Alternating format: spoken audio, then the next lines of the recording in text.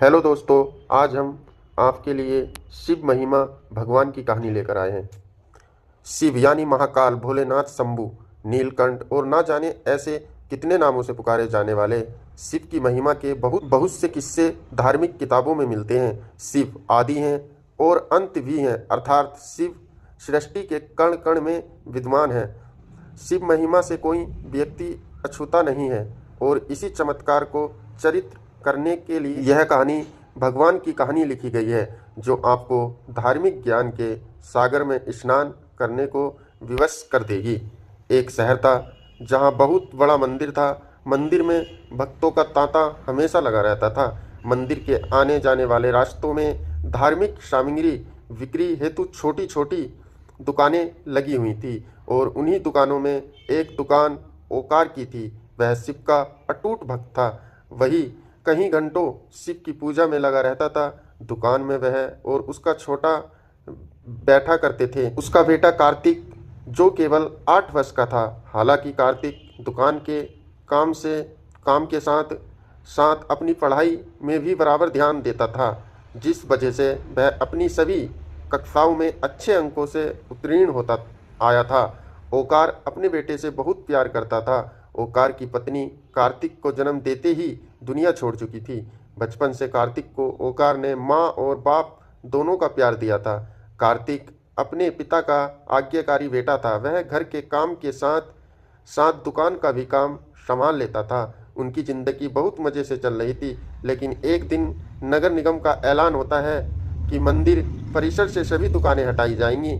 इसका सीधा मतलब था, जिसकी स्वयं की जमीन होगी वही यहाँ धंधा कर सकता था। ओकार अपने घर में पूजा कर रहा था। जैसे ही उसे यह बात पता चलती है, उसके पैरों तले जमीन खिसक जाती है, क्योंकि मंदिर परिसर की वह दुकान उसकी रोजी रोटी थी और उस दुकान के अलावा उसके पास आमदनी का कोई और जरिया नहीं था।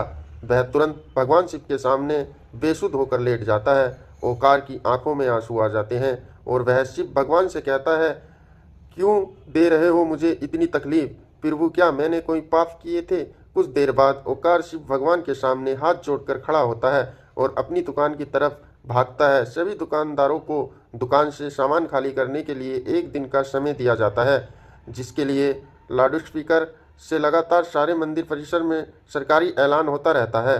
सरकार के इस फैसले का सभी विरोध कर रहे होते हैं, लेकिन मंदिर में भक्तों की संख्या बढ़ने की वजह से रोड का चौड़ीकरण करना अनिवार्य था। हालांकि प्रशासन ने मंदिर से थोड़ा दूर एक सरकारी जमीन में दुकानें बनाने की इजाज़त दे दी थी, लेकिन उन जमीनों को लीज पर दिया जाना था और लीज की रकम लगभग जमीन की कीमत के बराबर ही पहुंच रही थी, जो कि ओकार की पहुंच से बाहर थी।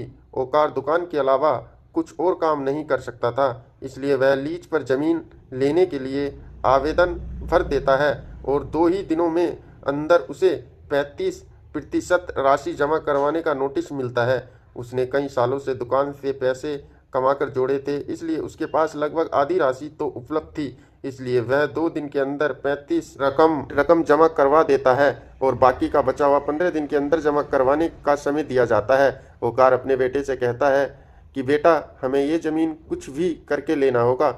मेरे पास आधे ही पैसे हो पा रहे हैं, बाकी पैसे के लिए हम बैंक से लोन ले लेते हैं।